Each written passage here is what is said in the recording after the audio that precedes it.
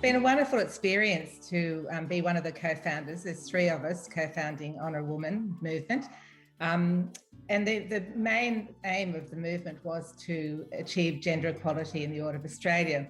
So when we started 4 years ago, there was around about 70% of the awards going to men and only 30% of them going to women. And a lot of the higher awards were very definitely very skewed towards men.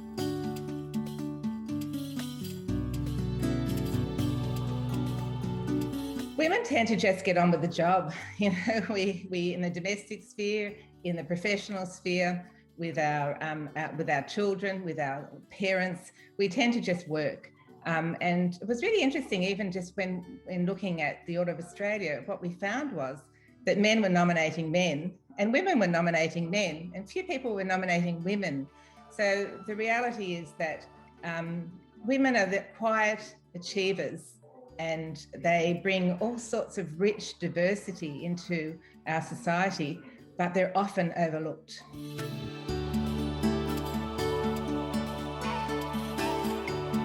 It is definitely and it's in every sphere. And I've been working for the last 40 years, and everywhere I've worked, I've seen stellar women who have been overlooked, who have not been recognised, who have not been promoted, whose pay wasn't the same as men in the same field, and who were not being honoured in prestigious awards. So it's basically across the whole of our society. And this year, I think, is a very big year for women to say enough's enough.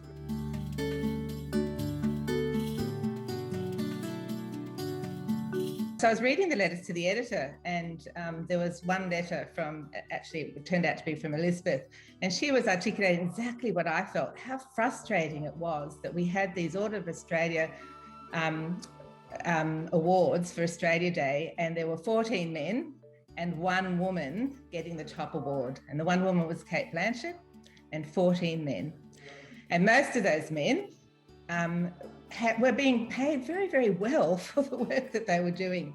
So, I just thought, this is really enough. And Australia has got caught in a paradigm that is really not a very equal one for women. And it was time to do something about it. So I actually used my intelligence skills and sought out Elizabeth, found her at Melbourne University, and then we collected Ruth McGowan. So the three of us didn't know each other. And that's another thing to realise, that you can actually bring together a movement from very disparate people and really make an impact.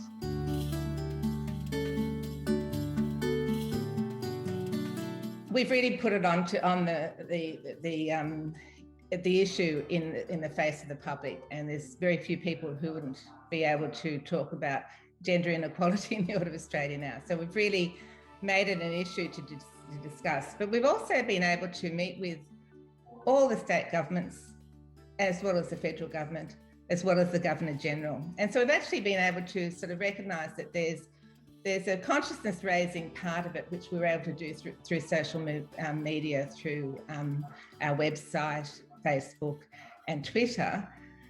But there was also really necessary that it wasn't just the community. You know, there had been this tendency to blame the community for not nominating enough women. And we recognised it was actually a structural issue and not just a community issue. And so it was really important to meet with all the leaders of government. One of the challenges is to encourage all the leaders to recognise that gender targets are very important, that you can't just wish for something to happen. You actually have to measure it and have strategies to get there. And that's the challenge still. We're still meeting with various levels of government to get them to agree to gender targets.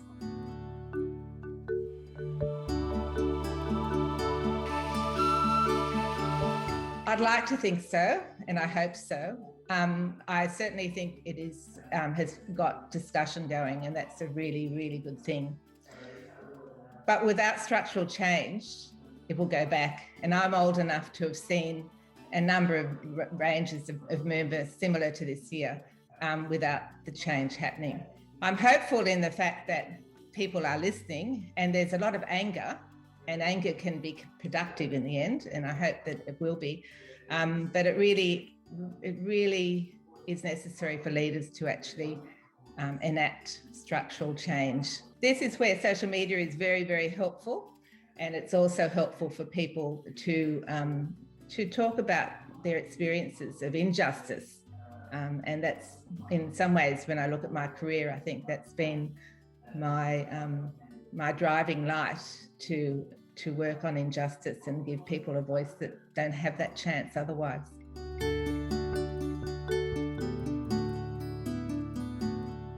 We haven't got to 50-50. We argued that with gender targets, we were happy with 40% men, 40% women, and 20% either way. But the reality is, it doesn't really matter the numbers yet if there isn't that structural change, because our argument is, and I think it's very true, once we take the spotlight off the Order of Australia, the Honour of Woman gender lens, it will go back. There's no agreement that states and territories need to ensure that there is gender equality within the nominations. There's no agreement that there has to be gender equality in the awards themselves. So nothing has been actually embedded yet. But that said, we are actually working with the Governor-General, who happens to be a man from Wollongong. and he is listening, and he has recognised that things do need to change. So we're hopeful, but we're not there yet. Well, there's been a really wonderful initiative in Victoria, which we've been working with the Victorian state government. They have a program called Recognition Matters. So they've appointed an officer within their Department of Premier and Cabinet, and that officer works to identify and ensure nominations of women are gender equal, so that there's enough nominations of women going forward to the council. So we're really encouraging each state and territory, and a lot of the other states and territories have been working with us, and they're looking at different models. So we're not saying that every state needs to have the same model, but they need to have something generating nominations, because it's not just the Order of Australia, it's all these awards that are around Australia. If there's no generation of nominations of women, women are just being forgotten.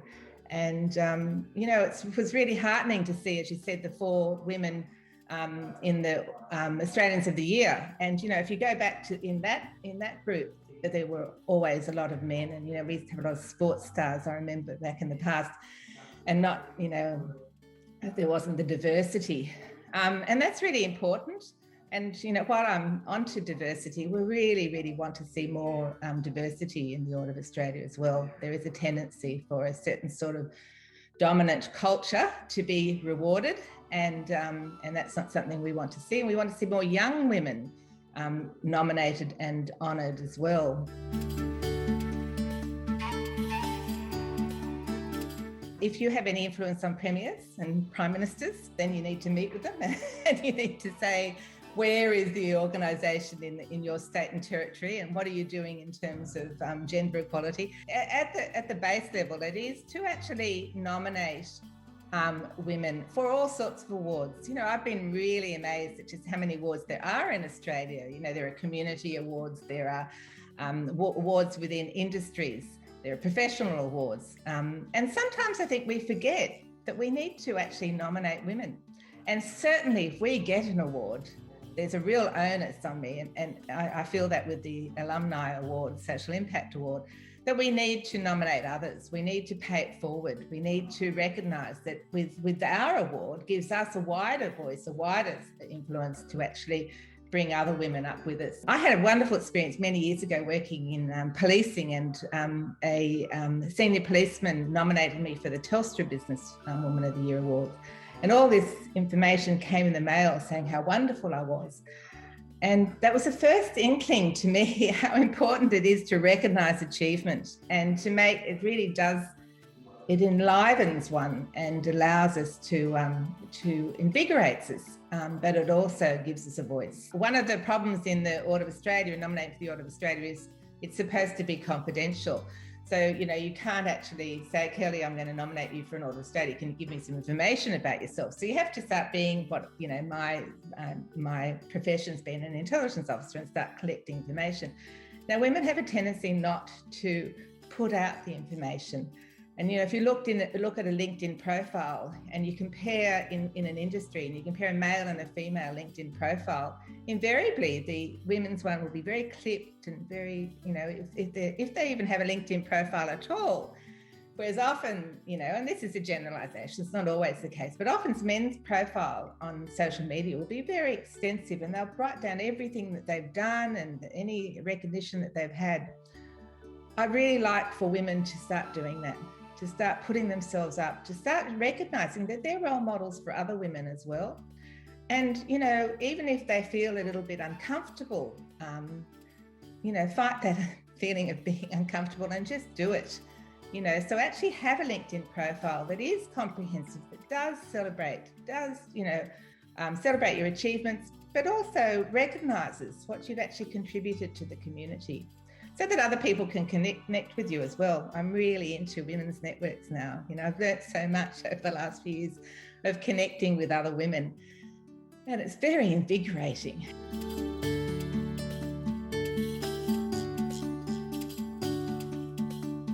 I think it is a stepping stone, but it also means that the Australian Honours actually needs to modernise and become something that possibly it's not at the moment. Once we actually have more diversity, once we have more inclusion, once we have more recognition of all sorts of different ways that women contribute to the community, recognised in the Order of Australia, I think it will. Most women who get Orders of Australia find themselves in a club that opens doors for them. And I don't want that elitist club, but I want that club of specialists, of senior people who've made a huge impact on our community. I mean, the highest award says that you've made impact to humanity at large.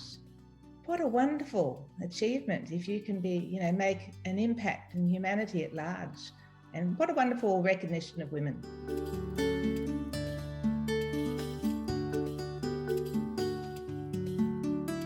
I have to say it's happenstance, and I think it's really interesting that a lot of the happenstance happened at University of Wollongong. And so so the first thing I'd say about that is everyone should do an arts degree at the University of Wollongong. So that's the first thing, and it's really, really important that I say that, because I think the arts degree has been totally underestimated, and it actually gave me the ground, the tools to do everything I've done, both in Australia and overseas. So I'm really grateful for that. I got a letter in the mail asking me whether I'd considered a career in intelligence. Now, that was a really unusual thing, and I must say, after I was recruited into ASIO, I didn't meet anyone else who had got that letter, which was sort of interesting. And so I don't know, but I presume that someone noticed me at the University of Wollongong, where I was very active in organising demonstrations on campus. So I was very much what I would have thought was not the model of person who would be, they would be tempted to encourage to join a national security or intelligence organisation. But so it's happenstance. But it really opened doors for me that I'm really, really grateful for. So I worked in the Australian Security Intelligence Organisation as an intelligence officer. I later found out that we'd actually had a Royal Commission, and the Royal Commission had recommended more women and more graduates. So I fitted into the model of the person that ASIO was looking to bring in. But so anyway, that was a really wonderful experience. And the other part of Wollongong University, going back to that arts degree, which is that wonderful. So there were two parts of it that were particularly memorable. One was the Women in Society course that was run at the time. And that was a very unique, you shouldn't do that, a unique course in that it was looking at women in literature, women in psychology, women in science. I can't remember the fourth semester, but that was really eye-opening for me. It radicalised me in a way, made me a feminist, and I'm very, very grateful for that. And the other part of it was my honours degree, because I was very, very lucky. The academic at the time, who Ian McLean, brought back all these home intelligence papers from Britain. And in those days in Britain during the Second World War, Churchill was informed about what people thought every day by all these different people writing reports on what people said. Butchers, bakers and candlestick makers wrote about what people were feeling in Britain at that time. And I looked at women, and I looked at because women in the Second World War were conscripted into the workforce, and I looked at how their morale and their war effort was affected by conscription. And that gave me this real interest in gender equality. So I think that there was that really groundwork. And I suppose the other part of University of Wollongong was the society that you live in. I grew up in Wollongong, and I'm very proud Wollongong woman in that there was that emphasis on multiculturalism. There was that emphasis on, in a way, working class values, social justice, very, very strong. And so all of those things that I gained at university and growing up in Wollongong really go across my whole career, but it is happenstance.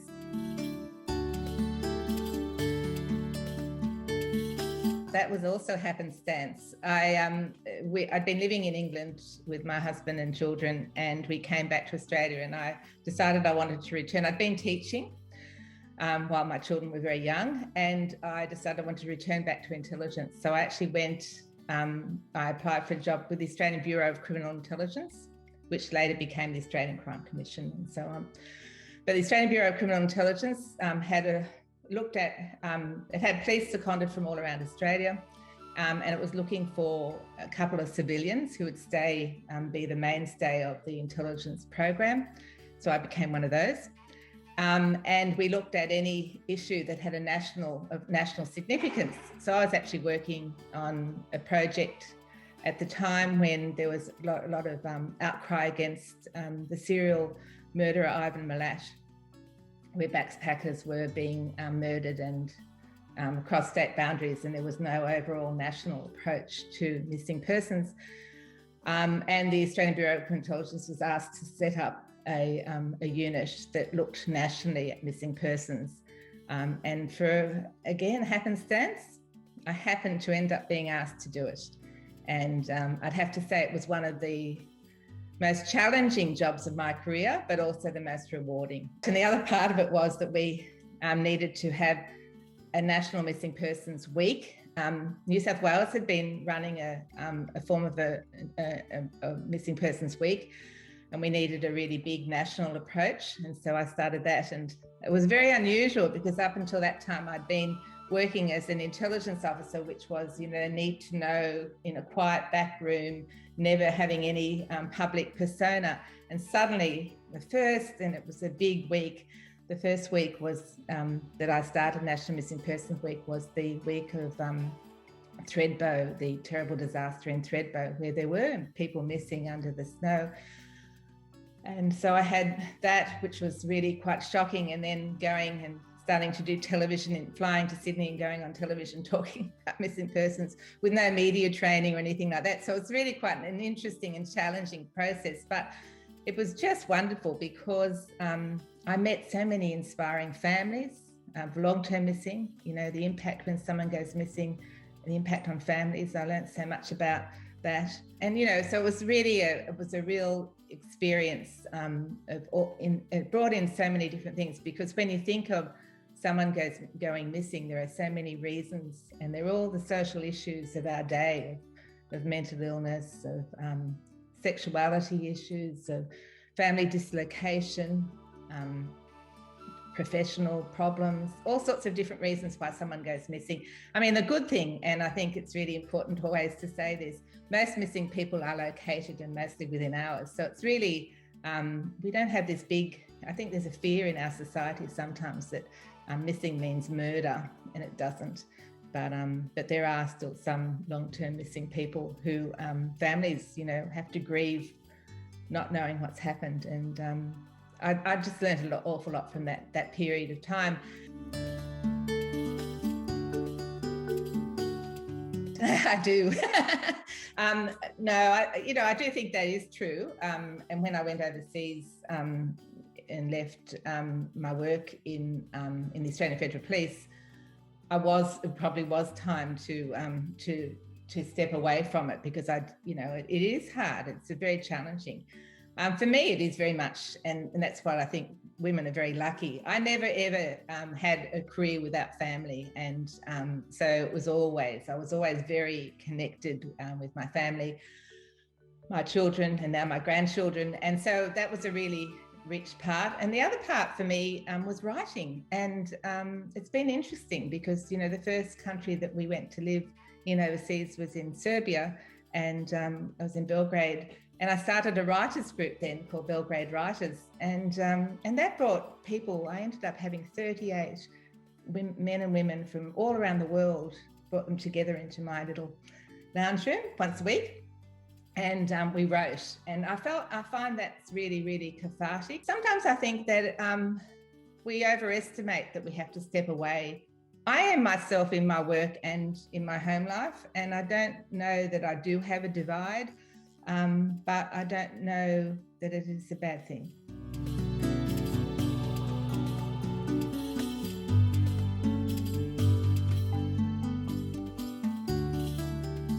I think that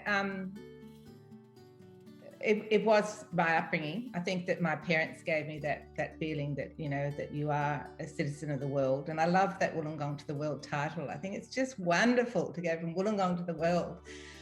So I think there was that. I think, I have a challenge with saying it was my Catholic upbringing, because I actually am one of the, I suppose, victims of the Royal Commission into Institutional Child Sex Abuse. I was one of the case studies.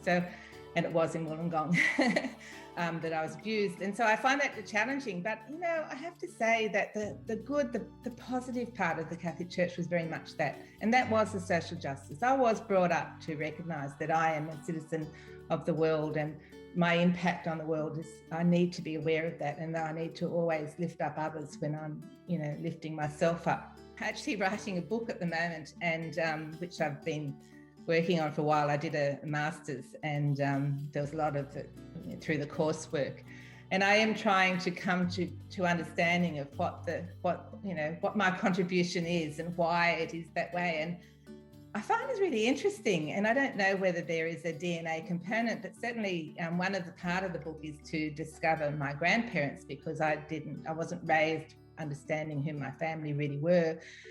And my grandfather was the first Irish ambassador to Australia, and he set up the embassy. And he was also the ambassador who brought President Kennedy to Ireland. So I was able to have a festival a few years ago to celebrate the 50th anniversary of President Kennedy coming to Ireland. And that was because I'd found out all this about my grandfather. But I realised that and my grandmother was a Irish folk singer, Dearly Murphy, and she had a huge impact internationally. Her music is still very much sold. And in looking at their contribution to the world, I realised that they always had that idea that they had to contribute, that there was a certain purpose, a sense of social justice and a purpose. And I don't know, maybe it travels through families, I don't know, but I certainly have a very strong desire for that, and I have a real anger against injustice. I think women really need to network more effectively. I think we underestimate the importance of networks. I mean, we have networks often, raising children, maybe the basketball team or whatever. And we do that really well, but we don't recognise that we can do it in a wider sphere. So I do think that that networking is really, really important, and lifting each other up, So while, we may be finding it difficult, if someone lifts us up, we can continue our work. So we have to do that for others as well. And I'd like to think that we're going to have a better world in the future, because we're going to have women's voice and women's influence and women's contribution to leadership. When you look at some of the best leaders of the world today, you'd have to say Angela Merkel and Jacinda Ardern. And I have to also celebrate the fact that University of Wollongong is going to have 2 women as Chancellor and Vice Chancellor. Yeah, that's really, really important. And even, I've been loving listening to some of the interviews that I've heard from Professor Davidson, and her vision for the work environment and for the university, I think we haven't heard enough of that women's vision, and I'm really excited that, you know, what potential there will be in the University of Wollongong with those strong women at the helm, and I think, you know, University of Wollongong's in good hands.